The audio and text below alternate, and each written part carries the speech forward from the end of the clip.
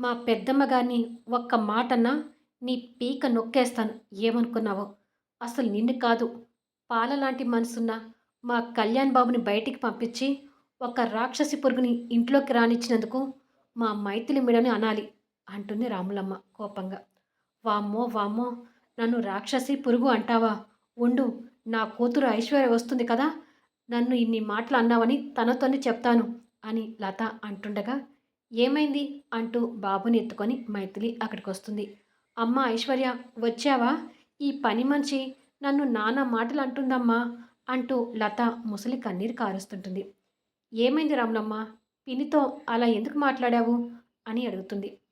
పెద్దమ్మ గారిని, కళ్యాణ్ బాబు గారిని అవమానించి మాట్లాడుతుందమ్మా అంటుంది రాములమ్మ లత వైపు కోపంగా చూస్తూ.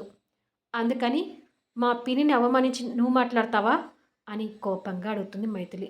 మైథిలి అలా మాట్లాడడం చూసి అనసూయం గారు ఆశ్చర్యంగా చూస్తుంటే రాములమ్మ షాకుతో ఏమీ మాట్లాడలేకపోతుంటుంది.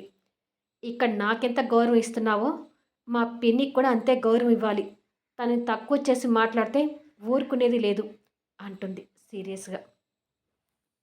ఆ తర్వాత ఏం జరుగుతుందని ఫుల్ వీడియోలో చూడండి. ఈ ప్రోమోపై మీ అభిప్రాయాలను కామెంట్స్ రూపంలో తెలియచేయండి. అలాగే లైక్స్ ఇచ్చి ఎంకరేజ్ చేయండి.